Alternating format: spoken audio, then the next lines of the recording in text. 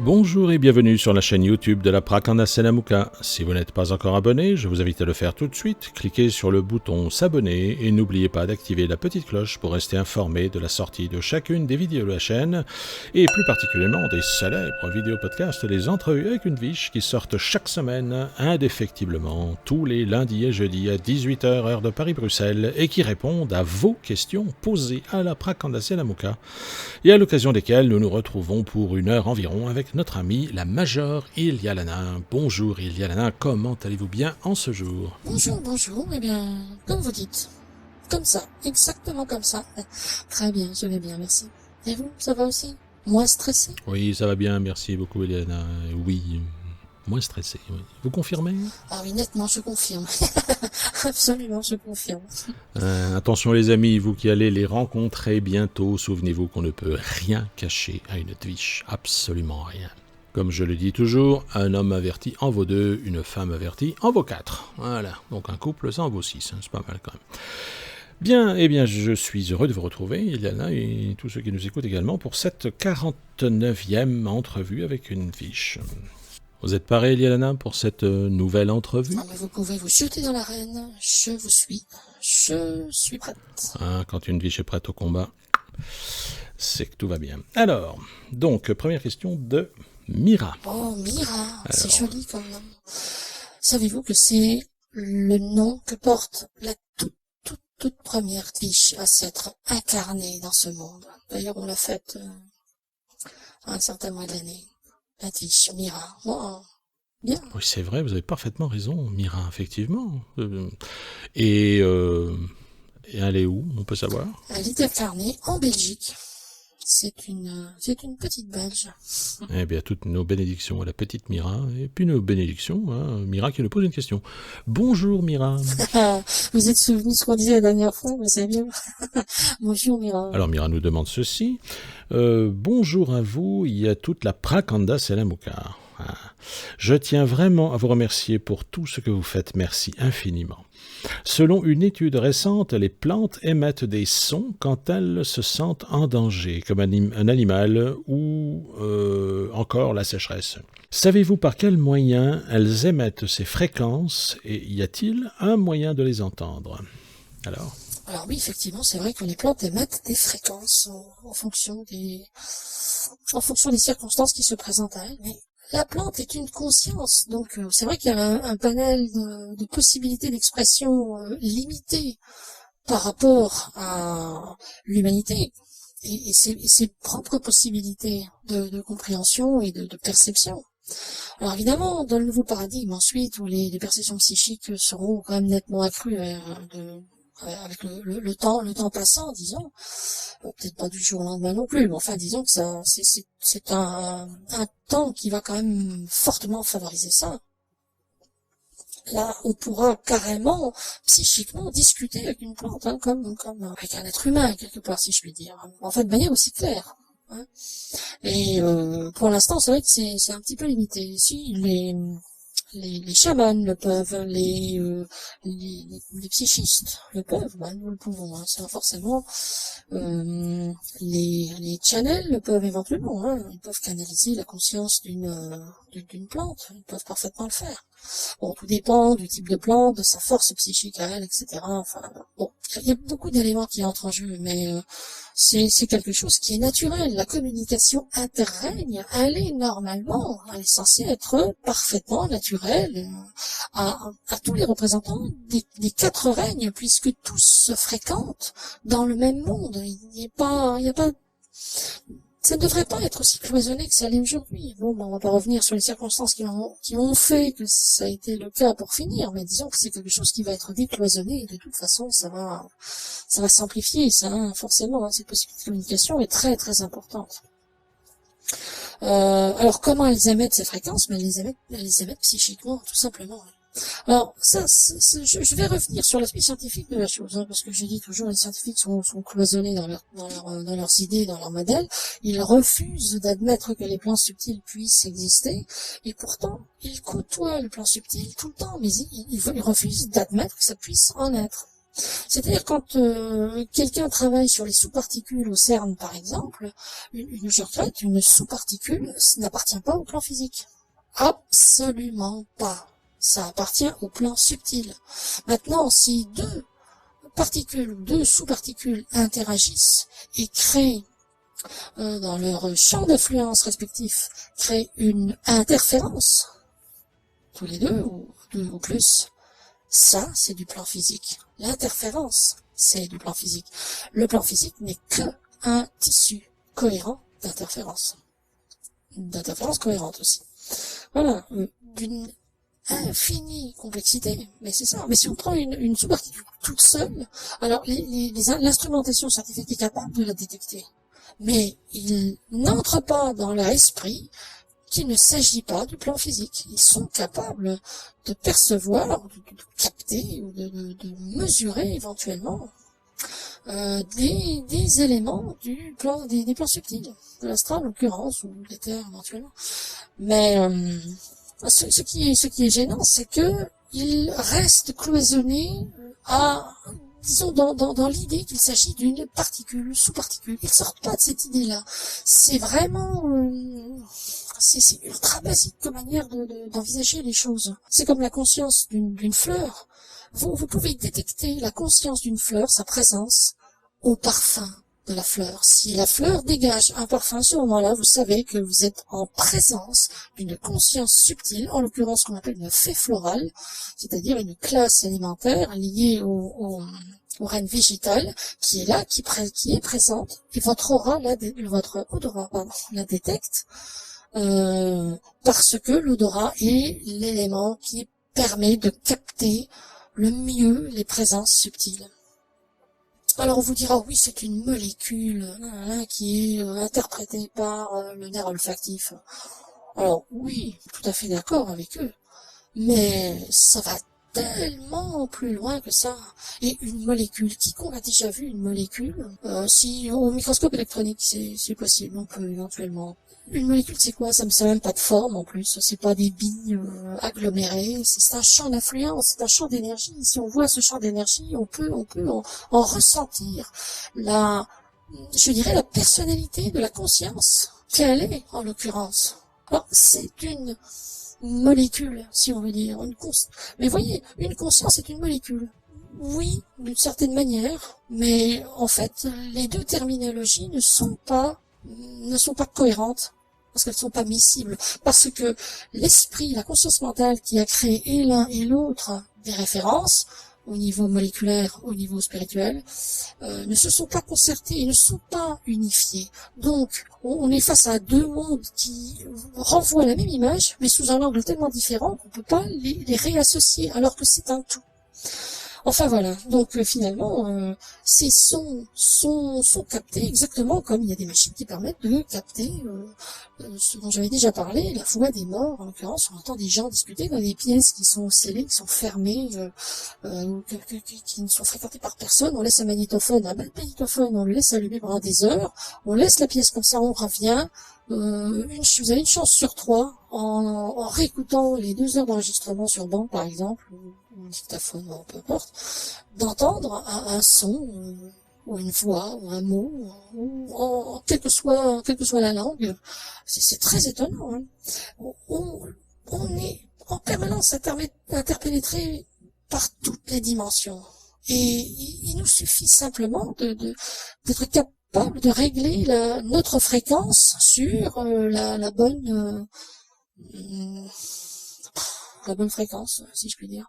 La fréquence personnelle interprétative doit être réglée sur la fréquence de la conscience qui se trouve là. C'est ce que nous faisons. Hein. C'est comme une espèce de vieilles radios qu'on avait à l'époque. On tournait les boutons et puis il y a la barre qui circulait tout le long. Et quand on tombait sur une fréquence où il y avait une émission, on l'entendait. Voilà.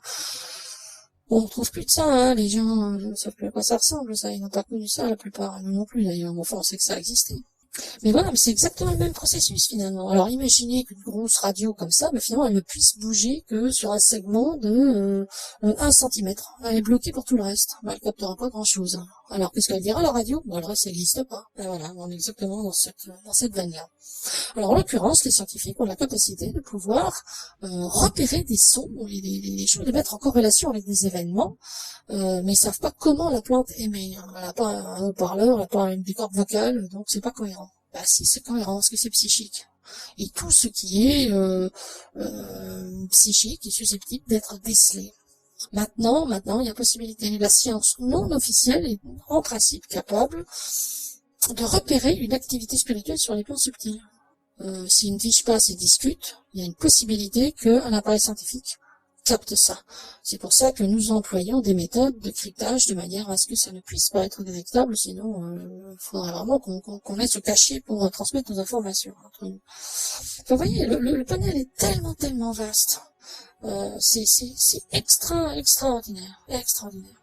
Alors, bon, voilà, maintenant, on se retrouve face à un dilemme, en fait. L'instrumentation technologique va de plus en plus loin dans sa possibilité de captation, je dirais. Mais les gens qui manipulent cette technologie sont incapables, eux, d'accéder mentalement à la réalité que représente ce à quoi leur instrumentation est sensible. Là, ça va pas. Ça va pas. Forcément, là, ça sert à rien de faire des instruments plus fins si les gens qui les manipulent eux-mêmes sont pas capables de devenir plus fins en termes de perception et de conscience et de compréhension. Là encore, le nouveau paradigme réglera beaucoup de choses, forcément. Voilà, c'est tout. C'est vrai qu'en définitive, les choses sont vraiment très simples, finalement. Mais tout est simple, tout est très simple, beaucoup plus simple que ce qu'on imagine. Même, on envoie des équations sur des tableaux entiers de physiciens. C'est une complexité infinie. Et plus c'est simple, plus c'est complexifie. Non, c'est beaucoup plus simple que ça, beaucoup plus simple. On va arriver bientôt à une forme de compréhension fortement simplifiée, où les choses seront accessibles simplement par un esprit éclairé, mais simple. C'est simple. C'est tout simple. La seule chose, c'est que il faut se décloisonner des carcans mentaux qui emprisonnent la pensée dans des toutes petites unités à la complexité infinie. Et quiconque n'est pas capable d'accéder à ce degré de complexité est laissé en arrière, finalement, est ignorant de tout, et on peut lui balancer n'importe quelle information délirante, il y croira, parce que c'est la seule chose à laquelle il a accès. Voilà. Il y a des incohérences absolues. Hein. Je viens sur l'exemple du modèle scientifique qui dit que, comparativement aux résultats des différentes expériences faites, il a été convenu que chaque galaxie avait un trou noir supermassif en son centre. Ça, c'est le modèle standard maintenant. Tout le monde qui veut avoir l'air sérieux s'accorde sur le fait que, au cœur des galaxies, il y a un trou noir supermassif. Alors des millions, des dizaines de millions de fois supérieur au Soleil. Mais qui va imaginer un truc pareil? Un trou noir né d'une étoile. On ne peut pas avoir des étoiles à ce point gigantissime. C'est même pas cohérent en termes physiques. Alors non, mais bon, ça correspond plus ou moins aux valeurs qu'ils connaissent relativement au trou noir. Ben, c'est un trou noir, alors voilà. Voilà. Alors que non, en fait, c'est le soleil central de la galaxie, mais qui vibre sur une fréquence qui n'est pas perceptible par l'œil. Ce n'est pas une étoile, entre guillemets, qui émet de la lumière visible. Donc on le voit pas de toute façon. Puis le cœur d'une galaxie, c'est extrêmement lumineux de toute manière. Donc il y a cette chose étrange que l'être humain ne connaît pas encore. Alors comme il ne la connaît pas, et qu'il ne peut pas dire on sait pas ce que c'est, eh ben, il décide que c'est autre chose, et tout le monde a intérêt à dire que c'est cette autre chose qui est une aberration, sinon on n'est pas sérieux. Ben voilà. Ben voilà à quoi on est réduit le monde scientifique aujourd'hui. Ben concernant les plantes et cette possibilité de communication, alors c'est vrai qu'il y a des émissions de phéromones et de choses comme ça, mais aussi de fréquences psychiques, évidemment. Et en étant sur la bonne fréquence, en réglant sur la bonne fréquence, on pourrait presque avoir une espèce y brancher un traducteur et vous pourriez avoir ce que vous dit l'arbre avec des mots. Il faut un traducteur, évidemment, quelque chose qui traduise le langage. Mais si, admettons que ce soit catégorisé et possible, eh bien, on mettrait un écouteur, un truc, une fréquence, et puis on s'approche de l'arbre, et l'arbre, il parlerait, vous pourrez discuter avec lui, parce que lui, il comprend votre pensée, par contre, si vous ne comprenez pas la sienne. Jusqu'à ce que l'être humain soit lui-même capable de ce genre de choses, dont il est naturellement capable, il est censé l'être en tout cas, et donc se passer de la technologie en rapport et le faire lui-même. Voilà. Ah, ça va toujours beaucoup plus loin que le cadre de la question. Ah, c'est bien ça. Enfin voilà, donc voilà Mira pour la réponse à votre question. Alors une deuxième question. Y aurait-il un moyen de communiquer avec les insectes ou bien un moyen de leur faire comprendre de se déplacer ailleurs sans avoir à leur faire du mal ou les déranger? Ah, ça j'ai déjà été confronté à ce problème. Ah, tiens, non. Oui, mais c'est vrai que c'était pas toujours du côté de la forme humaine que ça pêche, hein, pas forcément. Là, par exemple, c'est vrai que si... de toute façon, les ouvrières sont aux ordres de leur reine. Donc, obligatoirement, je parle des abeilles, des fourmis aussi, tout ça. À partir du moment où on émet une attention très forte vers l'âme groupe en rapport avec l'animal concerné, surtout au niveau insecte, parce qu'il y a vraiment très peu très peu d'individualisation. C'est vraiment la ruche, hein, c'est la conscience de la ruche avec le point de super conscience au milieu qui est celui de la reine. Mais sinon, ça a un peu de mal à passer quand même. C'est vrai que les ouvrières ont tendance à, les ouvrières ou les comment on les appelle, pas les sentinelles, je sais plus. Les guerrières, bon. Oh, je sais plus. Mais disons que les abeilles lambda de la ruche sont à l'écoute des ordres qui leur sont donnés, pas tellement d'autres choses. Donc il faut vraiment s'adresser au cœur, quoi, et donc à la reine en l'occurrence. Mais il peut arriver, comme ça s'est présenté pour vous, hein, que la reine ne fasse pas attention, qu'elle ne capte pas, qu'elle néglige ça, ou qu'elle soit occupée d'autre chose.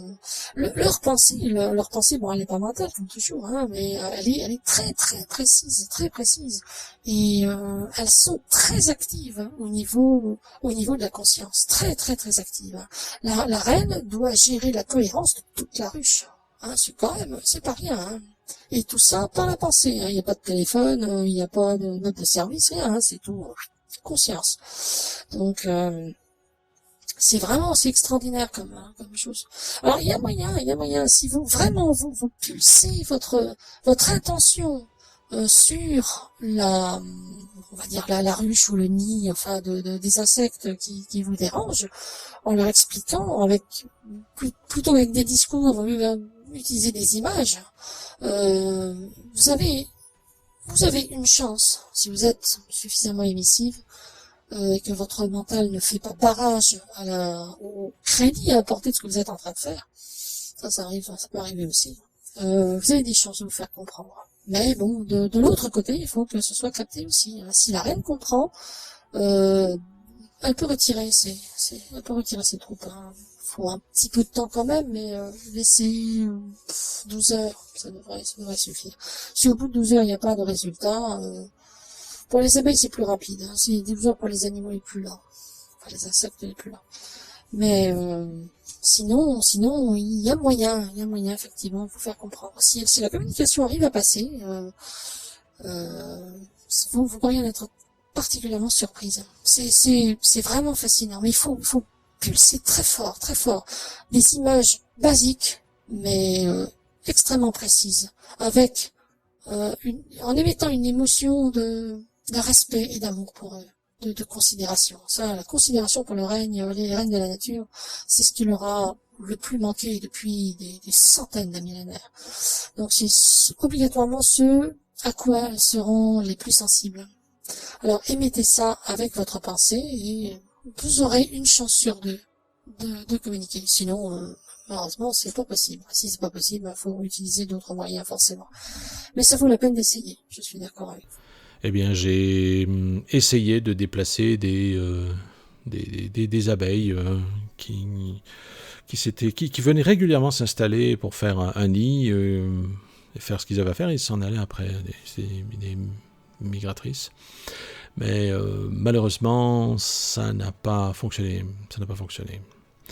Et il se trouve que, en fait, leur reine n'était pas à l'écoute à ce moment-là, malheureusement. Ça, c'est absolument clair. Hein. De toute façon, je vous dis, hein, c'est destiné à s'améliorer extrêmement grandement. À partir du moment où on sera vraiment plongé dans le nouveau paradigme, qu'il aura vraiment préséance, ça va croître de manière exponentielle. Ça, il n'est pas du tout prévu qu'il y ait encore cette séparation entre l'humain et tout le reste. Ça, certainement pas, à aucun prix. Eh bien, encore des bonnes nouvelles. Voilà. Eh bien, voilà, Myriam. J'espère que ces réponses vous auront satisfaites. Sinon, envoyez-nous un formulaire avec des précisions, demande de précision complémentaires, comme d'habitude. Alors, nous passons ensuite à une question de Kaminari. Bonjour, Kaminari. J'aime bien vous prêter à ce jeu. Bonjour, Kaminari. Ah, ça, ce que Dvish veut, Dieu le veut. Je la retiendrai, celle-là. Je la replacerai aussi. Ouais, c'est bien ça. Je suis d'accord. Sacré vous. Allez, donc question de Kaminari. Bonjour à vous et à toute la Prakanda Selamuka. Un grand merci pour tout votre travail et tout ce que vous faites. C'est vraiment réconfortant et vous nous donnez du courage pour tenir bon face à toute cette mascarade. J'aimerais savoir pourquoi la naissance d'un être humain, et de tout être vivant sans doute, est si douloureuse et si traumatisante. L'enfant sorti du ventre de sa mère, au chaud et à l'abri, découvre un monde où sa première inspiration est horriblement douloureuse, avec un cerveau qui lui transmet des informations de stress sur le fait qu'il doit manger régulièrement pour ne pas mourir. N'y a-t-il pas un moyen de rendre tout cela plus agréable ? C'est une bonne question, ça. Alors, on peut en dire quoi ? C'est amusant, c'est pas la première fois que la question porte sur l'enfant et non pas sur la mère, parce que bon, les femmes en bavent un peu quand même, hein, ce qui est là aussi censé s'atténuer avec le temps. Hein. Mais concernant l'enfant, c'est vrai que c'est pas très agréable. Alors d'une part, l'âme en général sait ce qui se passe, mais elle n'y est pas au moment où ça se passe, parce que c'est trop désagréable, c'est pas la peine de participer à ça. Mais le corps en reste quelque part traumatisé. Le traumatisme, il est présent, il reste présent chez tout le monde. Et ça toute la vie. Hein, personne n'en a conscience, évidemment, à moins de faire des choses qui fassent revenir les souvenirs à la surface, comme le rebirth, par exemple. Ça, c'est une possibilité. Ouais. Excusez-moi, le quoi ? Le rebirth. Le rebirth. Ouais, le rebirth, quoi. Bah oui. Enfin bref, donc... Qu'est-ce que je disais avec tout ça? Oui, donc bon, ça ce sont des souvenirs qui restent enfouis, des souvenirs de traumatisme qui sont ancrés dans l'inconscient très profond et bon, ça ne gêne pas vraiment quiconque. Mais il faut quand même comprendre que le plan physique est le plan d'expérimentation de l'âme, le plan absolument privilégié de l'expérimentation de l'âme, ce qui lui permet d'acquérir sa force. Alors, imaginez que vous vouliez faire de la musculation, hein, que vous vouliez devenir un bodybuilder d'exception. Vous allez dans une salle de sport, hein, avec des poids partout, machin. Et puis, vous trouvez que les poids sont lourds, même quand ils sont légers. Enfin, est-ce qu'il n'y aurait pas moyen de faire de la musculation sans porter de poids? Ce serait quand même plus agréable. Ah ben là, on va vous dire, écoutez, monsieur, il y a une pâtisserie en face, vous pouvez y aller, c'est très agréable, mais la seule chose, c'est que ça vous fera pas de muscles. Quelque part, c'est un peu pareil pour le bébé. Hein. C'est pas un enfer, c'est pas une torture, pas à ce point-là. Disons que l'âge de fer n'a pas favoriser l'aisance et le confort. Hein, ça, je suis tout à fait d'accord. Mais il faut comprendre que l'âge qui vient, enfin en tout cas le paradigme qui vient et l'âge de diamant déjà en cours, non plus, hein, pas du tout. Hein. Privilégier la facilité, certainement pas. Dans un esprit complètement différent, mais le sens de l'effort sera là. Alors la douleur, la relation de l'humain à la douleur est quand même quelque chose d'extrêmement complexe aussi. Mais là, concernant spécifiquement le bébé, je vais rester dans ce contexte-là, parce que si je m'évade un peu à droite à gauche, ça va nous mener trop loin. Disons que le bébé a vraiment besoin de très forte stimulation au départ pour faire très vite des connexions nerveuses au niveau du cerveau pour son développement. Ça doit aller très très très très vite cette histoire-là. Donc il est effectivement un peu malmené. Bon, le fait que la première bouffée d'air soit douloureuse, ce qui est un fait, c'est vrai. Bon, c'est le corps qui ressent ça, et personne n'en a jamais de souvenir. La seule chose qui soit conscient, puisque le bébé était au moment où il naît, n'a pas de mental constitué, il n'y a pas de mental du tout. Donc la seule chose qui ressent, c'est à partir des plans subtils, via le corps, mais les plans subtils. Donc, pour éviter d'être trop confronté à ça, l'âme s'en va, se retire, va vivre autre chose ailleurs en attendant, histoire que de laisser passer un peu le plus. C'est pour ça que le bébé dort tellement. Hein. L'âme doit vraiment travailler à ce moment-là à constituer son avenir proche et actualiser les futurs potentiels, comme on en a déjà parlé, du corps, du petit corps, pour travailler à son évolution rapide, le fait qu'il puisse grandir correctement, développer correctement ses fonctions motrices et cognitives et en l'occurrence mentales qui arriveront plus tard. Ça doit se constituer tout ça, et l'âme travaille beaucoup de l'autre côté, pendant que le corps dort, effectivement. Mais rendre ça plus agréable, je ne suis pas sûre que ce soit souhaitable. Ce serait contre-productif si c'était plus agréable. C'est vrai que la matière, c'est un peu, le plan physique en tout cas, surtout quand on y naît. Nous, on a eu quand même pas mal de difficultés à s'y retrouver, mais enfin, on y était, on a dû s'adapter à ce qui était déjà là. Le bébé doit tout apprendre de A à Z, enfin le corps en tout cas, doit tout apprendre. Donc c'est parfaitement dans ses possibilités, parce que bon, c'est un phénomène naturel finalement. Mais ça représente quelque chose, enfin un contexte qui est un peu marche ou crève. Ça, je suis tout à fait d'accord. Mais ça, c'est très conforme aux lois de la nature, encore une fois. La nature, elle n'est pas... Bon, il y a des jolies fleurs, des papillons, du joli soleil, tout ça, c'est tout mignon. Mais tout ça, pour exister joli comme ça a dû demander des efforts colossaux, un nombre impressionnant de ratés, mort et renaissance à un degré au-dessus de capacité, de compétences, de possibilités, c'est de l'effort permanent. Ça peut être assimilé à de la douleur aussi, éventuellement. Enfin, je vous dis, au stade d'un nouveau-né, la douleur n'est pas du tout appréhendée de la même manière par le petit corps que si c'était un corps adulte, par exemple. Vous mentalisez ça, vous dites, oh là là, c'est douloureux, c'est affreux. Mais là, il y a personne dedans, il n'y a pas de personnalité mentale qui soit capable de subir ça. L'âme le sent, mais pas de la même manière. Il y a la moyen de s'en couper. Donc, c'est un mal nécessaire. Je regrette beaucoup, mais ça, c'est vraiment un mal nécessaire, par contre. C'est quelque chose qui est puissamment stimulant et c'est un combat. La vie est un combat. Si on ne l'apprend pas dès le départ, dès la première minute d'incarnation, on risque de se retrouver faire chou blanc dans toute une incarnation. Ça fait long, hein, quand on est prisonnier, qu'on peut rien y faire, avant de pouvoir revenir dans un corps correct, ça fait long, hein, comme je vous garantis.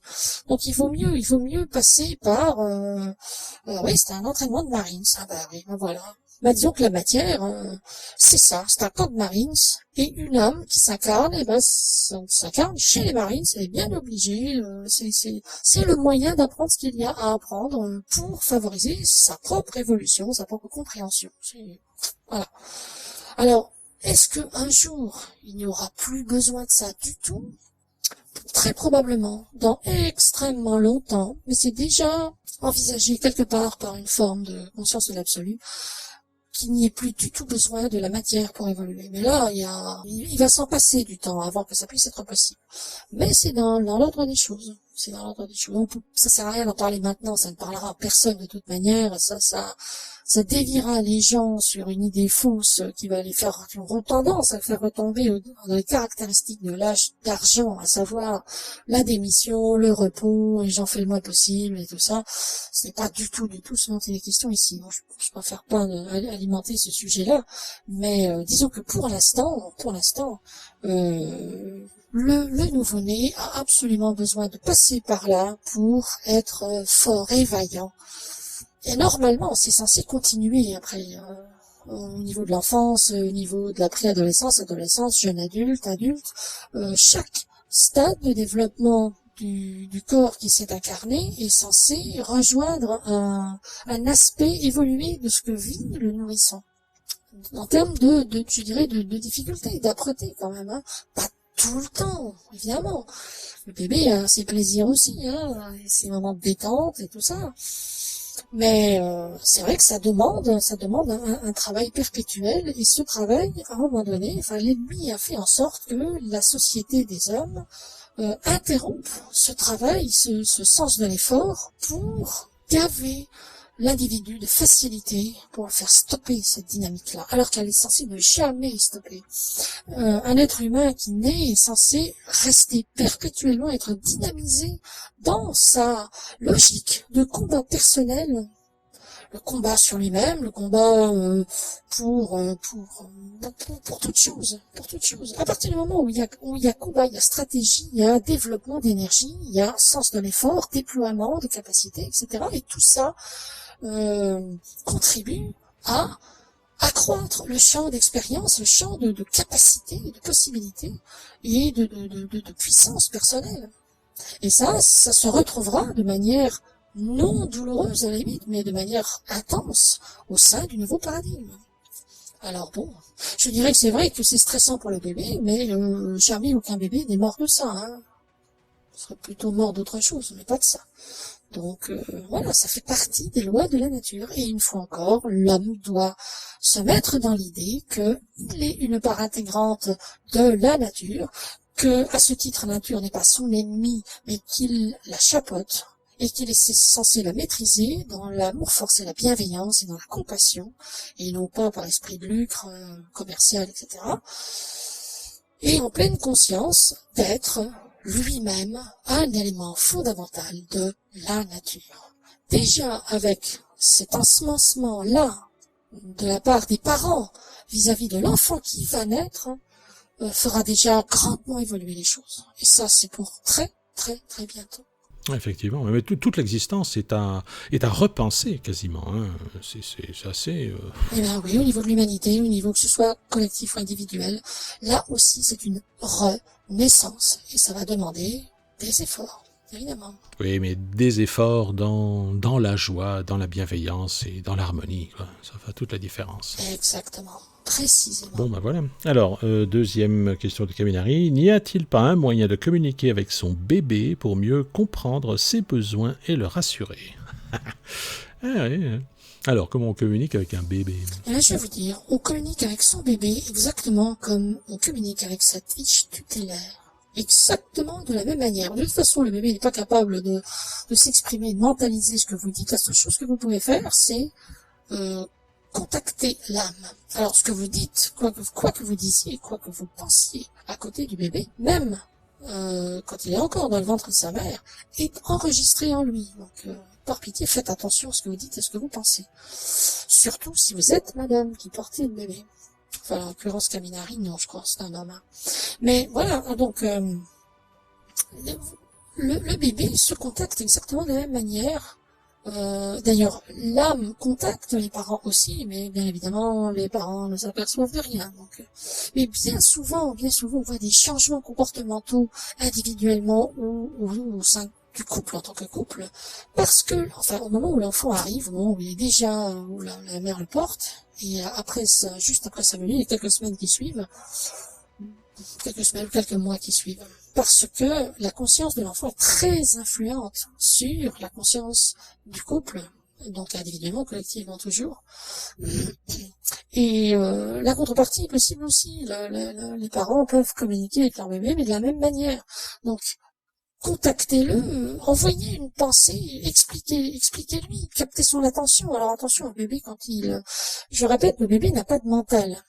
La vision droite que quelqu'un vous fixe, c'est que il focalise son mental sur vous, parce que l'axe de vision de l'œil est fortement lié au mental. Je rappelle aussi que l'œil n'est pas un organe en soi, c'est un prolongement du cerveau, ni plus ni moins, c'est une excroissance cérébrale, parce que les gens envisagent quand même un peu sur ça, hein. Bon. C'est pour ça que tant de choses peuvent passer par le regard aussi. Mais à partir du moment où il n'a pas de mental, sa vision, sa vision là, directe, donc s'il vous regarde en face, c'est que il vous néglige. Il ne peut pas focaliser son mental, il n'en a pas. Sa manière de voir correctement, c'est la vision périphérique. Alors, on voit souvent des parents qui font des singeries comme ça, gesticulent devant le bébé et qui essayent de le faire rire. Et le bébé regarde ailleurs. Et ils disent, mais regarde-moi, je suis là. Et ils ne comprennent pas que pour qu'un bébé soit attentif, il faut qu'il regarde en périphérie et non pas droit devant. Droit devant, ça lui dit rien. Après, ça s'inverse. Au fur et à mesure que le mental croît et prend de l'importance, alors la vision devient directe de face. Et sinon, elle est obligatoirement périphérique. Alors, capter son attention en vision périphérique et discuter avec lui, comme vous le feriez du bébé qui se trouve dans le ventre. C'est pareil, hein. Il y a les gitans qui, tous les jours, pendant que la femme est enceinte, ils viennent jouer de la guitare. Pourquoi? C'est pour sensibiliser le bébé, physiquement déjà, et bon, l'âme qui en général a tendance à être gitane aussi depuis longtemps, depuis nombre d'incarnations, à ancrer cette sensibilité de la guitare. À partir du moment où le bébé est né et l'enfant grandit un peu, dès qu'il aura une guitare entre les mains, paf, il va s'y intéresser, et il jouera quasi obligatoirement. Peut-être pas aussi bien que certains autres, mais il le fera.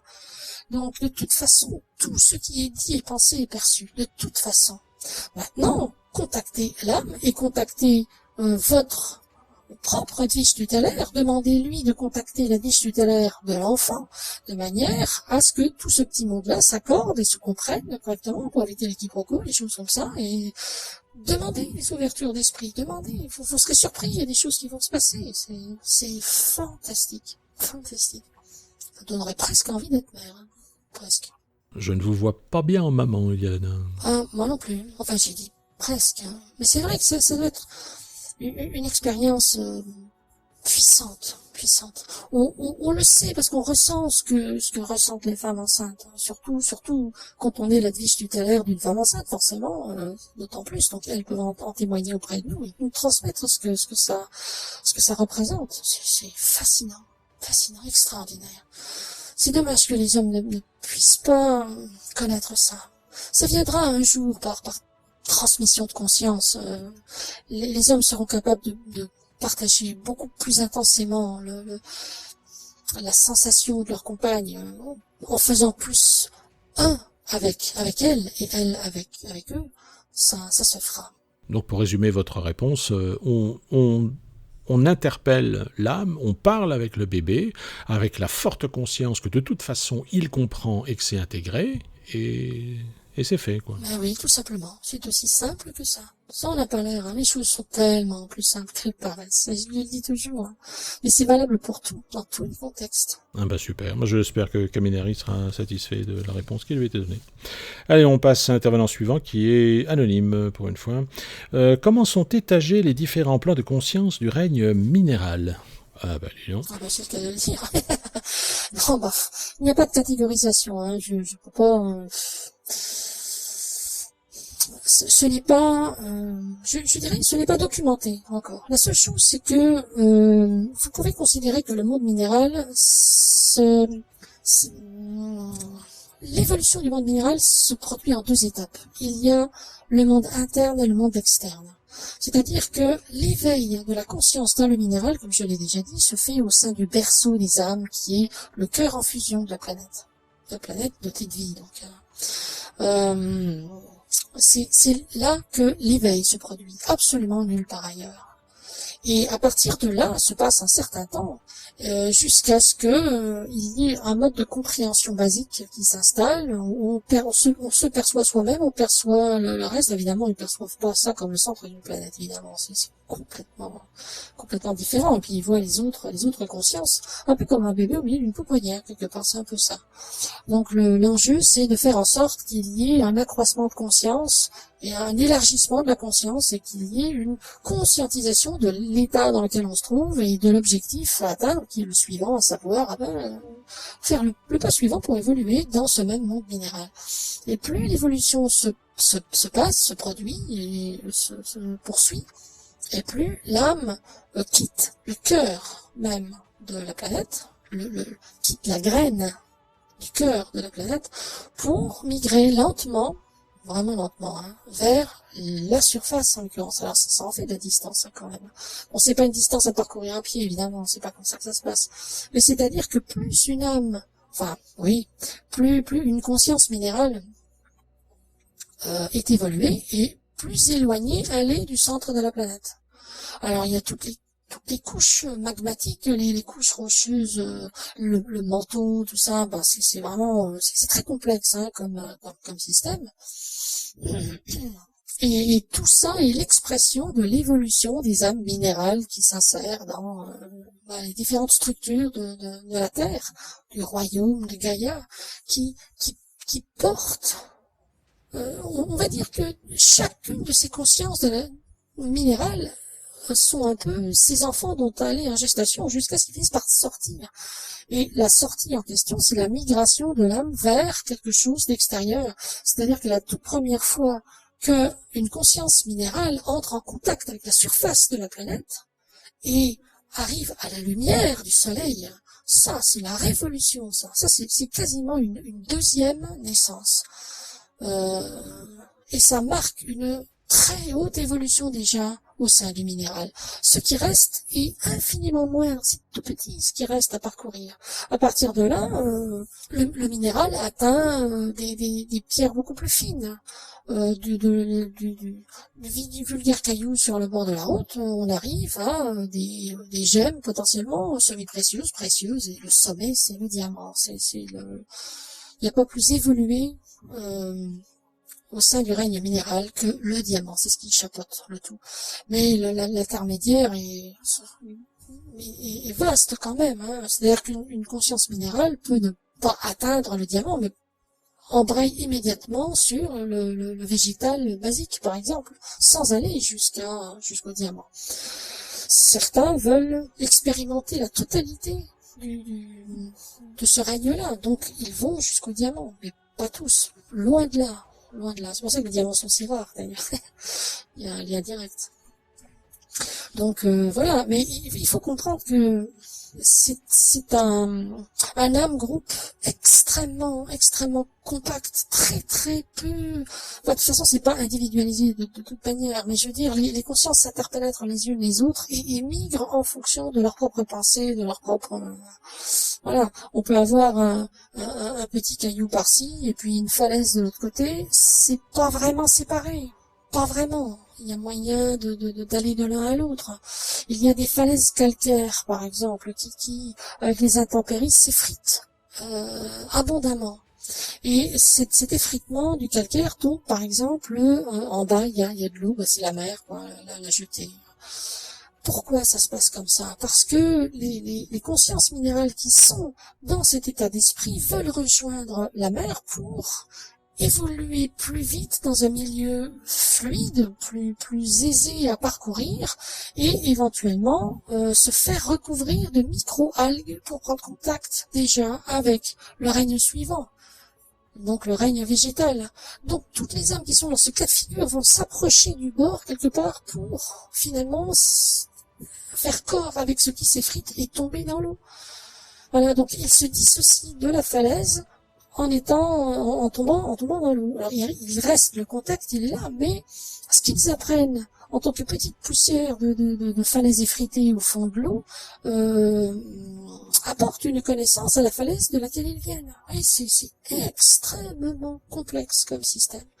Mais il n'y a pas véritablement de catégorisation, d'étagement du règne minéral. La seule chose qu'on peut y discerner grossièrement, c'est cette migration de la conscience spirituelle, de la graine, au sein du cœur en fusion de la planète, jusqu'à son extrême périphérie, à savoir la surface de la Terre exposée au soleil. Ce qui n'est pas encore le cas des minéraux qui effleurent la surface, mais qui sont dans les cavernes. Et le jour où ils seront prêts, où ils auront suffisamment évolué dans un certain sens, alors leur conscience quittera cette caverne, migrera au niveau des veines de circulation d'énergie de la Terre, donc minéral toujours, pour arriver en surface et éventuellement un morceau de roche sur laquelle les gens passent se détacheront du sol et cette conscience sera là et il continuera son expérience dans cette partie-là en communication avec les autres de toute façon, mais elle, personnellement, sera là dans ce caillou qui va se couvrir de mousse, etc., et qui va pouvoir prendre contact avec le règne végétal. Et ensuite, il pourra migrer dans la mousse. Donc là, il aura quitté le stade minéral pour entrer dans le végétal. Vous voyez, toute cette gigantissime histoire est absolument fascinante et vraiment, vraiment complexe. Par contre, pour vraiment déterminer des strates et des degrés d'évolution au stade minéral, c'est quand même difficile. Hein.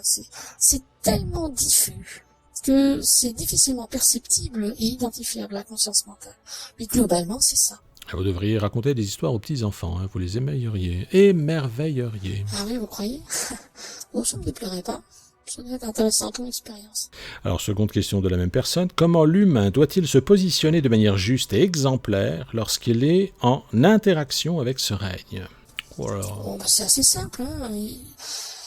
Le dénominateur commun, c'est la considération à apporter au règne de la nature, que ce soit le minéral, le végétal, l'animal ou même l'humain. C'est la considération, enfin, surtout les règnes qui sont inférieurement étagés sur l'échelle de l'évolution. La considération et le respect. Émettez un peu d'amour-force face à eux. Tout simplement. Alors ça par contre, vous savez, ils n'ont pas de mental du tout. Non, vraiment pas. Hein. Ils pensent à leur niveau, bien sûr, mais c'est vraiment, vraiment pas mental. Si on peut trouver un embryon de quelque chose, c'est certains animaux évolués. Enfin, parfois plus qu'un embryon quand même. Enfin, voilà, le règne minéral, forcément, mais pas du tout. Donc là, ils ne peuvent être que sensibles aux intentions et à la nature exacte des pensées et aux émotions. Donc simplement être juste, c'est-à-dire faire votre œuvre d'assistance et de soutien à leur propre évolution. Vous êtes un être humain, vous avez le devoir de montrer l'exemple. Alors, en fonction de votre positionnement par rapport à l'absolu en vous, eh bien, transmettez à la pierre votre amour-force, votre considération, votre respect.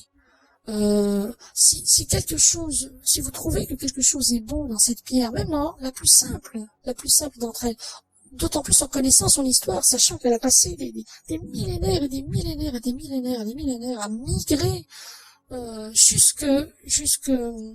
vers la surface, ou pouvoir être capable de vous y rencontrer. C'est que elle a vécu des aventures fabuleuses pour en arriver jusque-là. Le sachant, eh bien témoignez-leur votre respect, votre émerveillement, parce que je vous garantis que il en faut. Hein. C'est un parcours que vous avez vous-même fait quelque part. Il y a des temps incroyablement longs de ça, mais ça fait partie de votre propre histoire. Ce caillou est un petit frère ou une petite sœur. Vraiment, au sens le plus profond du terme. Alors, soyez envers cette pierre comme vous seriez envers votre petit frère de la nature, ou votre petite sœur. Tout simplement.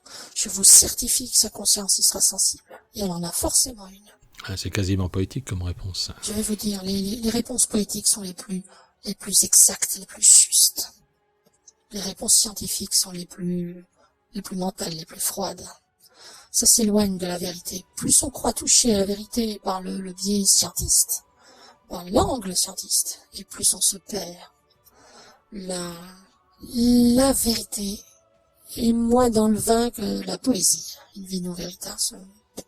Non, c'est plutôt la vérité est dans la poésie. Bon, ça aussi, c'est imagé, bien sûr, mais voilà, l'idée est quand même là. Je me souviens avoir vu un film, c'est avec Jodie Foster, Contact, je crois, au premier contact, je sais plus, quelque chose comme ça. Et à un moment donné, ils ont construit sous la dictée d'une civilisation extraterrestre un appareil permettant d'aller dans l'espace d'une manière bizarre qu'ils ne comprennent pas bien. Et puis elle rentre dans la capsule, et puis elle part, et elle est mise face à la galaxie. Elle voit la galaxie à travers son module, puisqu'il devient bizarrement transparent pour une raison qu'on ne connaît pas bien. Et elle dit, ils n'auraient pas dû envoyer une scientifique, ils auraient dû envoyer un poète. Rien que pour cette séquence-là, ce film vaut la peine d'être vu. Je sais pas si le scénariste avait conscience à quel point il touchait à la vérité, à la réalité des choses. Combien il avait raison. C'est vrai. C'est vrai.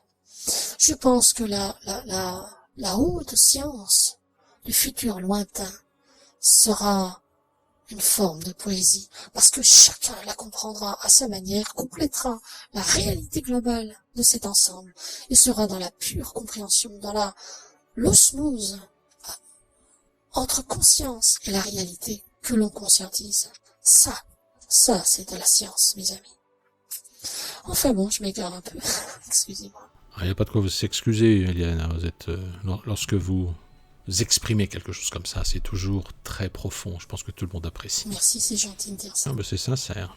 Je n'en doute pas un instant. Alors, remarque additionnelle de la même personne, aborder ces questions en lien avec le règne végétal, animal et humain serait riche d'enseignements. Alors là, je suis tout à fait d'accord avec vous. Alors, il en faudrait du temps à prévoir pour aborder ça comme ça. Oh là là.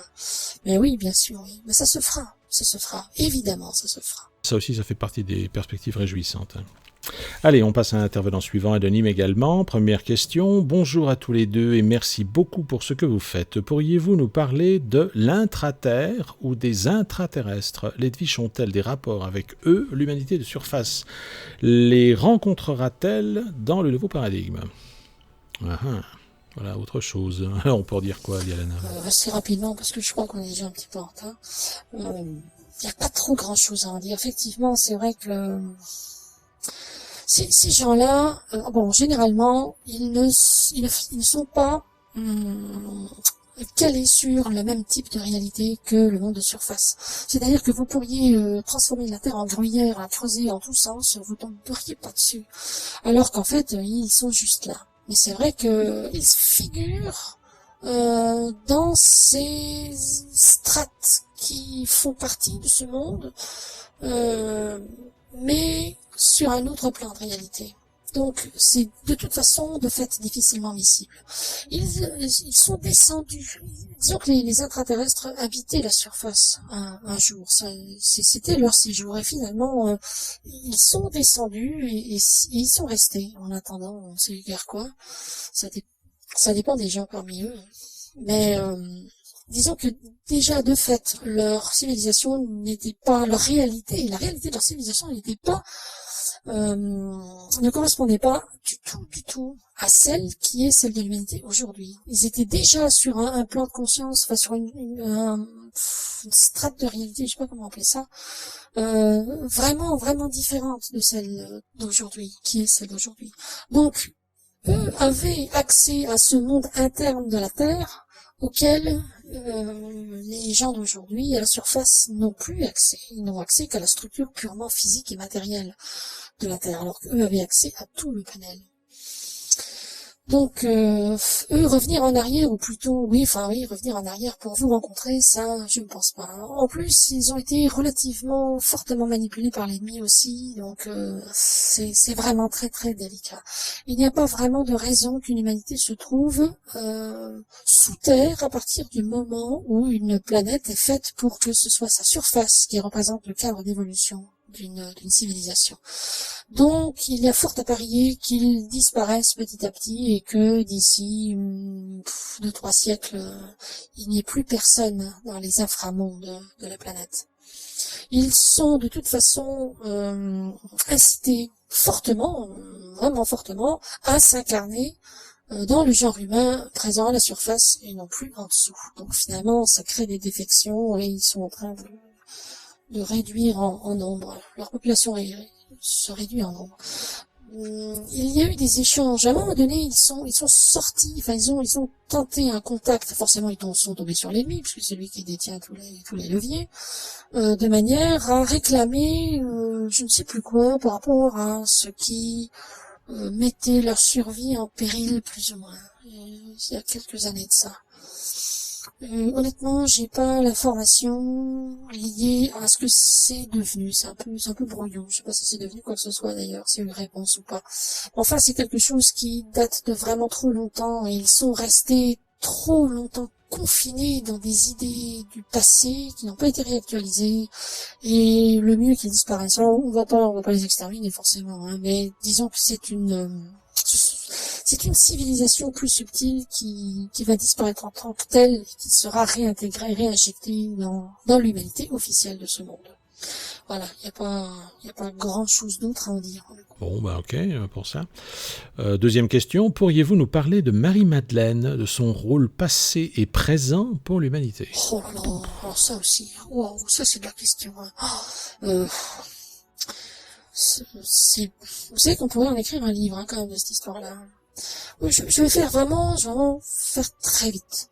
À l'époque de Jésus, il fait encore partie forcément en âge de fer de cette époque où le féminin était véritablement mis à l'écart. Hein. Bon, ça c'est clair. Mais dans les faits, sur place, c'était quand même assez différent malgré tout, hein, que les gens l'aient apprécié ou pas, qu'ils en aient porté témoignage ou pas, quelle que soit leur considération à l'époque ou aujourd'hui de cette époque ou pas, les choses se sont déroulées d'une certaine manière. Donc, la mère de Jésus était une incarnation de l'absolu féminin, parfaitement inconsciente de son état, mais bon, n'empêche que. Et Marie-Madeleine était l'épouse de Jésus. Elle était, elle aussi, une incarnation de la même conscience de l'absolu féminin. On déclinait autrement, forcément. Marie-Madeleine a été honnie par les disciples de Jésus. D'ailleurs, si on a dans l'idée que Marie-Madeleine était prostituée, c'est parce que c'est notamment Pierre Pierre Catha, de son nom d'époque, qui a colporté ça en arrière-plan, hein, la traitant putain chaque fois qu'il en avait la possibilité. Saint Pierre. Bon, à la limite, le problème c'est que Jésus ne pouvait pas tellement, il était un peu coincé à ce niveau-là. L'époque lui ne s'y prêtait pas du tout et sa mission était autre que celle de protéger sa mère ou sa compagne. Mais c'était sa compagne forcément. Bon, maintenant les religions évidemment étant les chantres de l'éviction du féminin, autant qu'ils l'ont pu, forcément ils n'allaient pas admettre une présence féminine à côté du Seigneur. Donc forcément ça a été évincé et puis finalement ils ont récupéré l'image de la prostituée bien gentille à qui le Christ a pardonné tous les péchés tellement il était gentil avec elle. Bon voilà, c'en est devenu l'histoire officielle. En fait, non, pas du tout, pas du tout. D'ailleurs, Marie-Madeleine et donc Marie de Magdala, Myriam de Magdala et Myriam, sa mère, sont parties toutes les deux, ont quitté la Palestine quand ça a commencé à mal tourner, que Jésus a dû officiellement assassiner, comme on dirait aujourd'hui. En fait, il est parti en Inde, mais il fallait absolument qu'il se sépare, ce qui a mortifié le Christ à cette époque-là. Il était vraiment puissamment amoureux de sa femme. Mais il ne pouvait plus, ça l'aurait mis en danger, ils seraient morts tous les deux. Donc lui il est parti en Inde et sa mère et elle ont pris un bateau, sont remontés jusqu'à Marseille d'aujourd'hui, et sont montés jusqu'en Belgique, jusqu'à Bouillon. Enfin bref, je ne vais pas rentrer trop dans les détails, mais son rôle à elle était un rôle énergétique, c'est-à-dire que le Christ a eu la chance, pendant le peu de temps de son existence officielle, a eu la chance de pouvoir être accompagné de sa parfaite contrepartie féminine. Et sa capacité créatrice avec elle était extraordinaire. forcément. Mais le couple sacré à cette époque-là, au temps d'âge de fer, avec l'ennemi où l'ennemi régnait en maître au travers des Romains, c'était très osé quand même. Hein. C'était évident que leur couple ne pouvait pas tenir. Mais disons qu'en secret, Marie-Madeleine avait un rôle initiatique proprement féminin qui était très très important. Il y a encore des lignées qui descendent des initiés de Marie-Madeleine de l'époque. C'est une lignée cachée, très très bien cachée. Plus trop à jour malheureusement, mais moins pervertie que certaines autres lignées d'initiation qui ont été mis plus en lumière et plus récupérées par l'ennemi que celle-ci. Mais bon, je dirais que de toute façon, ça fait partie du passé, tout ça, encore une fois, hein, encore et toujours. Mais disons que elle était quand même, elle s'est jamais prostituée, bien évidemment, évidemment que non. Et elle a eu une importance majeure pour soutenir Jésus à l'époque. Toutes les incarnations masculines de l'absolu ont été suivies discrètement par des aspects de la conscience de l'absolu féminin pour l'aider, que ce soit consciemment, que ce soit inconsciemment, que ce soit grandement, petitement. Si je prends simplement l'histoire de Napoléon par exemple, sa qualité d'aspect de l'absolu est fortement réfutée par beaucoup au vu de son aspect guerrier, parce que pour eux, Dieu c'est forcément le gentil qui crée une religion et puis qu'on massacre au hachoir à la fin, obligatoirement, sinon c'est pas lui, c'est pas vrai, enfin bref. Bon, au-delà de cet aspect purement officiel, on va dire, il y a eu nombre d'incarnations de l'absolu masculin qui a été suivi par l'absolu féminin. Pour en revenir à Napoléon, ceux qui connaissent un peu son histoire savent qu'il avait une petite servante qui s'appelait Violette, que certains, à l'époque, ont reconnu comme étant un aspect, peut-être pas de l'absolu féminin, mais quelqu'un d'exceptionnel en nature. Et je crois ont fondé l'ordre de la Violette, justement, par rapport à ça. Je sais pas ce que c'est, là j'ai pas de mémoire par rapport à ça. Mais cette petite servante qui suivait Napoléon partout et qu'il adorait, était une incarnation de l'absolu qui était là pour l'aider en présence. Au moins ça représentait un point focal de l'absolu féminin présent dans la matière avec lui. Disons que pour Jésus c'était un peu pareil. Bon là en plus évolué parce que forcément ils ont pu former un couple, ils avaient l'âge adéquat l'un et l'autre par rapport à l'autre, etc. Mais et voilà, donc à partir du moment où l'absolu féminin s'est manifesté, a toujours été, on l'a craché dessus. C'est un peu pour ça qu'on est là, pour mettre un terme à cette logique-là. Il n'y a pas tellement plus à en dire, hein. C'est quelque chose de relativement, en fait, disons qu'il n'a pas laissé de traces évidentes. Pourtant, l'importance a été relativement énorme. Même la présence de Marie-Madeleine à Bouillon, qui, lorsqu'elle est partie de Palestine, était enceinte. Et elle a accouché en Belgique. Enfin, ce qui est où la Belgique aujourd'hui. Voilà. Je ne vois pas trop quoi dire de plus. Mais c'est un personnage que moi personnellement je trouve majeur dans l'histoire. Ça a été quelqu'un de fantastique. Marie de Magdala. Oui, là aussi la mythologie religieuse a quand même fait beaucoup de tort à la vérité. Hein. Bon, elle était là un peu pour ça aussi. Hein. Peu importe.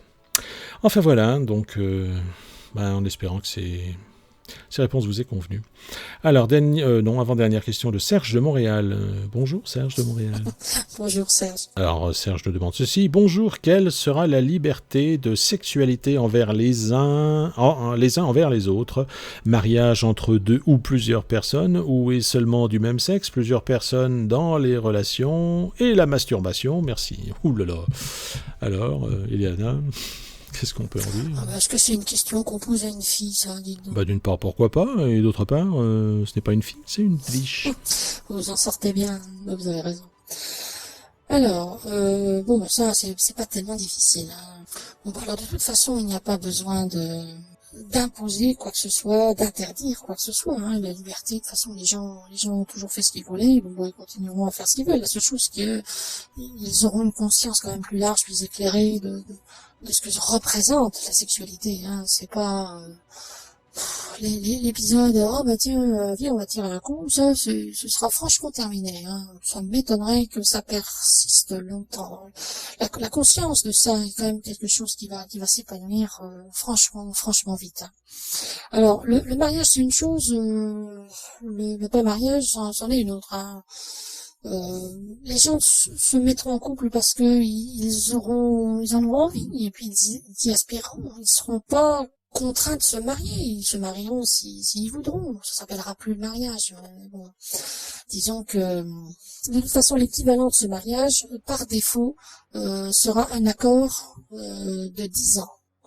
On passera 10 ans ensemble avec le statut vraiment mari et femme, c'est-à-dire ayant pris solennellement des engagements. Ben alors là, si vous prenez un engagement en âge de diamant, vous avez intérêt à le respecter. Ben bon, là, vous n'en prenez pas. Personne ne vous oblige à en prendre. Personne. Et si vous en prenez, là, vous aurez les tiges sur le rable si vous ne respectez pas vos serments. Donc là, c'est pareil, ça vaut pour ça aussi. Hein. Donc, sauf exception. Bon, les exceptions peuvent toujours arriver. Maintenant, en dehors de ce qui est du mariage, là, les gens feront, encore une fois, pourront passer une vie ensemble. Et puis, de toute façon, pourquoi les gens se marient aujourd'hui? Parce qu'il y a des avantages fiscaux, hein, souvent. Hein. Bon, après, c'est un pacte aussi. Là, il s'agira pas de pacte, de signer un truc. Oh là là. Non, ce sera beaucoup plus fluide, beaucoup plus noble, beaucoup plus sincère. Alors, en revanche, le mariage, le mariage est bipolaire. Hein. Voilà. Si vous prenez un monde avec une terre et une terre, ça fera pas un monde terrible. Hein, ou un ciel et un ciel, à part du ciel, il n'y a pas beaucoup de vie qui va y apparaître. Là, c'est un petit peu pareil. Hein. Toute la nature est fondée sur la possibilité de création de l'association bipolaire. Les êtres humains aussi ne font pas exception. Donc voilà, il y aura donc cette prédominance des lois de la nature. En l'occurrence, un homme et une femme se marieront et voilà. Alors, je ne veux pas rentrer dans le débat des homosexuels, ça va donner des hauts cris, des tollés, des insultes, et c'est pas du tout la peine. De toute façon, je dirais que l'avancée naturelle, sans aucune espèce de forme d'intervention que ce soit de la part de quiconque, l'avancée naturelle de l'évolution de conscience au sein du nouveau paradigme fera que le plus naturellement du monde, l'attraction homosexuelle disparaîtra. De fait, tout simplement. Mais parfaitement naturellement. On ne dira jamais rien à personne, on ne reprochera rien à personne. Hein, les gens pourront faire ce qu'ils voudront. Mais il est un fait absolument certain, c'est comme ça, qu'au fur et à mesure des choses, de l'avancée des choses, au fur et à mesure que le temps avancera, eh bien, il y aura de moins en moins d'homosexuels et pour finir, il n'y en aura plus. Bon, on va pas le reprocher à quiconque, hein. Oh, toi, t'es pas homosexuel, c'est pas bien. Enfin non, évidemment. Bon ben voilà. Alors, on reprochera pas aux homosexuels de l'être, mais par contre, il y aura de moins en moins jusqu'à ce qu'ils disparaissent. Hein, en 3 générations maximum, ce sera terminé. Bon ben voilà, hein, ce fut un détail de l'histoire. Bon ben voilà, c'est un détail qui va se modifier le plus simplement, le plus naturellement du monde. Bon, donc les mariages seront obligatoirement se feront à 2, hein, pas à 3, 4, 20, non, 2, un homme et une femme, voilà, tout simplement. Et puis bon, concernant la masturbation, je dirais c'est une mauvaise habitude a priori. Je dirais ça. Bon, sans plus, hein, à la limite, c'est une mauvaise habitude. Quand c'est une habitude, elle peut être considérée comme mauvaise. Mais bon, après, encore une fois, je dis, chacun fait ce qu'il veut, hein, c'est pas, il n'y a pas de jugement par rapport à ça, hein. C'est vrai que c'est quelque chose qui est capable, surtout pour les gens qui vivent seuls, hein, encore, ou de nouveau, enfin bref, c'est quelque chose qui permet de faire considérablement baisser les tensions. Ça, on l'a vu, hein, c'est énorme, C'est une soupape de sécurité qui s'ouvre. Le problème, c'est pas la masturbation. Et d'ailleurs, le problème est le même pour une relation de couple. Le problème potentiel peut venir de la nature des pensées. À quoi est-ce que vous allez penser quand vous vous masturberez ou quand vous ferez l'amour? À quoi vous allez penser? Parce que là, ce à quoi vous allez penser va être alimenté, va être créé ex nihilo. Si vous êtes assez puissant là-dedans, autant en termes de pensée qu'en termes d'énergie sexuelle, ça risque d'être quand même très proche d'une création magique. Donc, quoi que vous créiez de cette manière, ou que vous contribuiez à créer ou entretenir, entretenir la réalité, vous devrez emporter la responsabilité causale, forcément, obligatoirement. Vous contribuez à quelque chose, c'est de votre responsabilité. Vous créez quelque chose, c'est de votre responsabilité. Donc là, ça peut être, ça peut potentiellement être gênant. Ça dépend. Ça dépend à quoi vous pensez, en l'occurrence. On peut avoir des pensées très soft, on peut avoir des pensées affreusement malsaines. Donc tout dépend. Alors, à ce moment-là, si vraiment vous êtes coincé et que vous êtes coincé par ces pensées-là, simplement faites une transmutation, visualisez l'ensemble de ce que vous avez pensé, pensez à ce dont vous avez pensé pendant l'acte, de quelque nature qu'il a été, et injectez-y une quantité de lumière énorme, illuminez ça au point de carrément griller tout ce truc-là. Si c'est haut vibratoirement, ça restera, si c'est bas vibratoirement, ce sera consumé. Et ayez cette pensée de transmutation. Ça allégera énormément les choses. Ça, c'est une possibilité compensatoire, par exemple. Mais bon, sinon, en termes de pratique, vous masturbez, vous savez. Ça va pas tellement plus loin. Donc bon, voilà, il n'y a pas tellement plus à en dire. J'attire juste l'attention sur un détail. La différence d'âge entre les partenaires sexuels sera réglementée. C'est-à-dire que un adulte majeur, donc 21 ans au moins, ça sur toute la Terre, ne pourra pas avoir de relations sexuelles avec un mineur ou une mineure qui est moins de 16 ans. Ça, par contre, ce sera extrêmement surveillé. Le premier qui serait pris à faire l'amour à une fille, par exemple, plutôt dans ce sens, évidemment, lui étant majeur, la fille étant mineure de moins de 16 ans, risquera vraiment gros.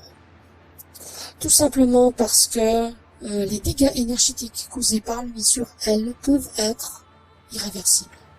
C'est toute amoureuse puisse-t-elle être, c'est pas parce qu'on est une fille, on est forcément intelligent, on peut être très bête aussi. Donc, bon. Et puis même, quand bien même serait-elle complètement amoureuse et consentante, vraiment, là il y a des problématiques évolutives qui s'enclenchent et qui risquent de freiner la mission de l'âme dans l'incarnation. Et je rappelle qu'en âge de diamant, on ne s'incarne pas pour rigoler, mais pour faire ce qu'il y a à faire. Dans la joie, dans la bonne humeur, dans la bonne entente et dans l'enthousiasme et dans tout ce que vous voulez. Mais il y a des règles en énergie à respecter impérativement, faute de compromettre pas mal de choses. Donc ça, la compromission, c'est niette. Sinon, chacun sera libre. Ça, à mon avis, ça va donner lieu à plein d'autres questions en rapport. Vous avez dit dans la vidéo 49 que... Waouh, je les attends. Bon, c'est pas grave. Allez, dernière remarque ou question de Serge de Montréal, et ce sera terminé pour cette vidéo podcast 49, c'est la dernière. Bonjour, je suggère de faire des lives avec une biche. Merci. Mais figurez-vous, ça avait été envisagé, on y a pensé. Alors, les contagions sont pas forcément faciles à réunir, il y a peut-être des problèmes qui risquent de se poser au niveau technique, je sais pas, c'est pas si simple à mettre en place au niveau enfin On dit pas non. C'est pas une impossibilité. Je suis même pas sûr qu'on ait vraiment le temps d'organiser ça avant qu'il se passe un événement majeur. Enfin, disons que sait-on jamais, ça peut rester. Ça reste dossier ouvert. On verra bien.